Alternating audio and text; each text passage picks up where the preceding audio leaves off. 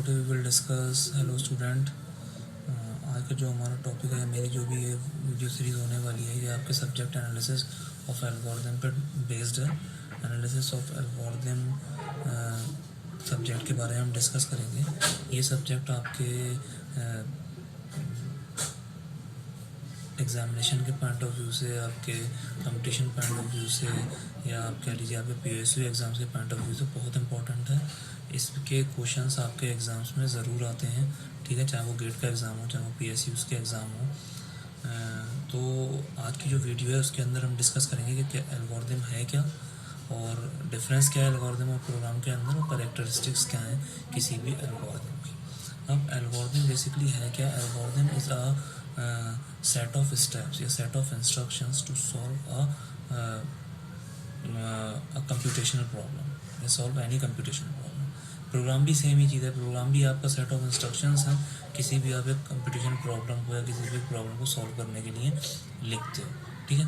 अब तो इन दोनों में डिफरेंस क्या है? जो सबसे पहला डिफरेंस है, अगर आपको पता हो, अगर आपने सॉफ्टवेयर इंजीनियरिंग पढ़ी होगी, जाहिर सी बात है, तो सॉफ्टवेयर इंजीनियरिंग के अंदर एक चीज़ होती है डिज़ाइन और इम्प्लीमेंटेशन, ठीक है ना।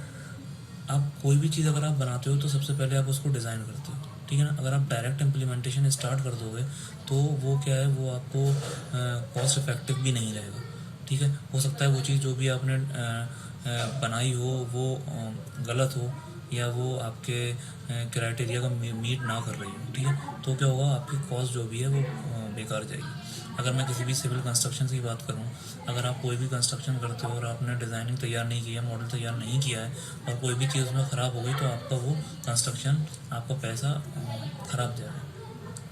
कंप्यूटर्स में ये है कि भाई आपके पास प्रोग्राम होता है, आपका कोई कोड है, आपने लिखा, आपने उसको, अगर वो गलत है तो आपने डिलीट मार दिया, बट फिर भी अगर आपकी कॉस्ट नहीं जा रही है तो आपका टाइम जा रहा है, ठीक है। तो it is always better to design first, ठीक है, कि जो भी कुछ आपको करना है कि पहले आप उसको डिज़ाइन करें, उसके बाद ही आप उसको इम्प्लीमेंट करें। तो एल्गोरिथम क्या है? Algorithm is your design part,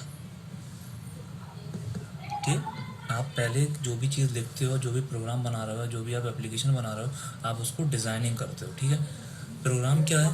programme is a implementation, कि भाई आपने जो भी कुछ डिज़ाइन किया है, अब आपको उसको इम्प्लीमेंट करना है, ठीक है, दैट इज़ इम्प्लीमेंटेशन, ठीक है। अब दूसरी चीज़ आती है कि एल्गोरिथम लिखते कौन लोग हैं, ठीक है। एल्गोरिथम लिखते हैं आपके डोमेन एक्सपर्ट्स। डोमेन एक्सपर्ट्स आपके एल्गोरिथम लिखते हैं। अब ये डोमेन एक्सपर्ट्स होते कौन है? डोमेन एक्सपर्ट एक प्रोग्रामर भी हो सकता है, या डोमेन एक्सपर्ट उस फील्ड के, जिस फील्ड के लिए आप सॉफ्टवेयर लिख रहे हो, उसके कोई एक्सपर्ट या कोई उसका नॉलेजेबल पर्सन भी हो सकता है, ठीक है। अगर सपोज़ कर लो आप ITR का कोई भी एप्लीकेशन लिख रहे हो, तो आपको एक बंदा ऐसा चाहिए होगा जिसको ITR की कंप्लीट इन्फॉर्मेशन हो, जो आपको उसमें हेल्प कर सके to write the functions, to write the complete procedure, ठीक है ना। अगर एज अ प्रोग्रामर आपको उस डोमेन की नॉलेज है, कंप्लीट नॉलेज, तो आप भी एल्गोरिथम डिज़ाइन कर सकते हो, ठीक है। और प्रोग्राम क्या है? डोमेन एक्सपर्ट हो गए। इसमें आपके सिंपल, आपको किसकी रिक्वायरमेंट है?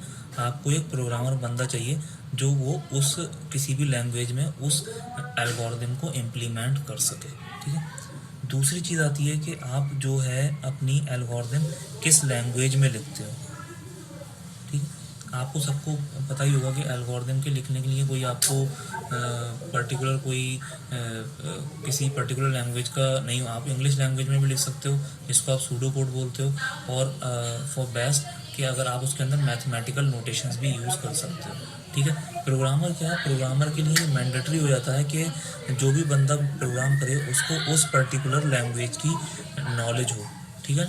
यानी कि आपको जो भी आप लोग लिख रहे हो उसको एटलीस्ट प्रोग्रामिंग लैंग्वेज की नॉलेज हो।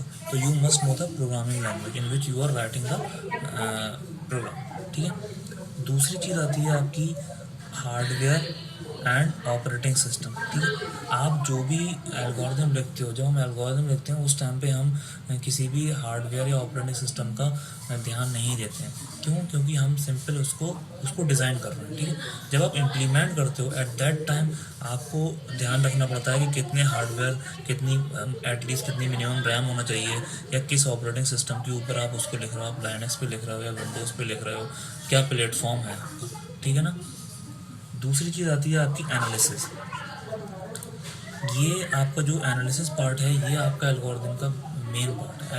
एनालिसिस के अंदर क्या है, एनालाइज के अंदर क्या है कि आप जो भी एल्गोरिदम लिखते हो आप उसको उसकी टाइम कॉम्प्लेक्सिटी और उसकी स्पेस कॉम्प्लेक्सिटी निकालते हो। ठीक है, टाइम कॉम्प्लेक्सिटी और स्पेस कॉम्प्लेक्सिटी हम एनालिसिस ऑफ एल्गोरिदम के अंदर निकालते हैं with the help of function, with the help of time functions, with the help of space functions. ठीक है, जिसको आप बोलते हो पीरियर पीरियर एनालिसिस। ठीक है, और इसके अंदर जो होता है, इसके अंदर होती है आपकी टेस्टिंग। ठीक है, टेस्टिंग हो गई, या फिर आप कह सकते हो इसको पोस्टीरियर एनालिसिस। पोस्टीरियर एनालिसिस क्या हुई कि भाई आपने जब अपना सॉफ्टवेयर लिख लिया, अपना एप्लीकेशन पूरा बना लिया, अब वो एप्लीकेशन कितने टाइम में एग्जीक्यूट हो रहा है, कितना ऑप्टिमाइज है, कितना स्पेस ले रहा है, दैट इज़ पोस्टीरियर एनालिसिस। यानी कि आपकी उस सॉफ्टवेयर को लिखने के बाद वो कितना स्पेस ले रहा है। ठीक है, दैट इज़ पोस्टीरियर एनालिसिस। ठीक है, ये आपका जो भी थे बेसिक से डिफरेंस थे between algorithm and program. Now we will discuss characteristics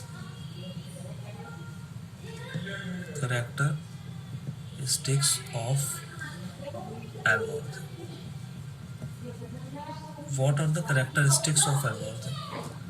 simple है, सबसे पहले आपकी जो करेक्टरिस्टिक है दैट इज इनपुट।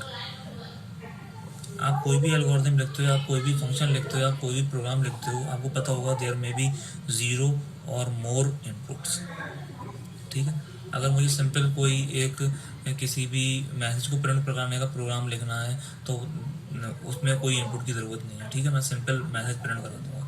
ठीक है, अगर मुझे कोई 2 नंबर को ऐड करने का प्रोग्राम लिखना है, कुछ ऐसा प्रोग्राम लिखना है जिसके अंदर मुझे यूज़र की इनपुट की रिक्वायरमेंट है, तो मैं there must be a input. ठीक है, नेक्स्ट चीज़ आती है आपकी आउटपुट।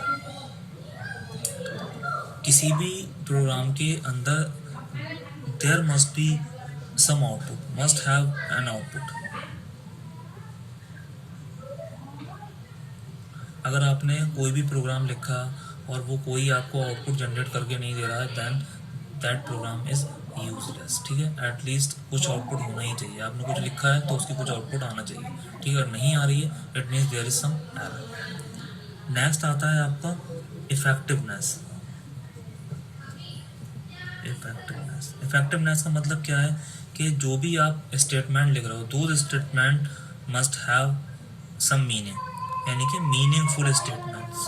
आपको अननेसेसरली कुछ भी नहीं लिखना, आपको जो स्टेटमेंट भी लिखना है वो उन स्टेटमेंट्स लिखने का कोई पर्पज़ होना चाहिए। There must be some valid reason to write those steps. Unnecessarily कोई भी स्टेप नहीं लिखना चाहिए जिससे कि आपकी परफॉर्मेंस के ऊपर, आपके ऑप्टिमाइजेशन के ऊपर, जो भी आप एप्लीकेशन लिख रहे हो या जो भी आप प्रोग्राम लिख रहे हो उस पर असर पड़ता है। Last cheese is your finiteness. Finiteness क्या होता है कि जो भी आपके एल्गोरिदम है दैट मस्ट टर्मिनेट समवेयर। ठीक है, टर्मिनेट समवेयर। टर्मिनेट समवेयर का मतलब क्या है कि आपका कोई भी प्रोग्राम है वो कहीं ना कहीं टर्मिनेट हो। ठीक है, जो भी आप प्रोग्राम लिख रहे हो उसका, जो भी आप एप्लीकेशन लिख रहे हो वो कहीं ना कहीं जाके स्टॉप हो, कहीं ना कहीं उसका एंड हो। ठीक है, हमारे पास जो प्रोग्राम्स होते हैं, जो एल्गोरिदम होती हैं वो that must terminate somewhere.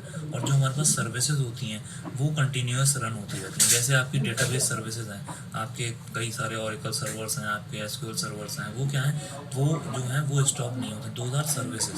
But algorithm या प्रोग्राम्स जो हैं those must stop, those must terminate somewhere. Thank you guys, thank you for watching the video. इस वीडियो के लिए इतना ही। अगली वीडियो में हम देखेंगे कि हम किस तरीके से एनालाइज करेंगे एल्गोरिदम को, किस तरीके से एल्गोरिदम को लिखेंगे। Thank you for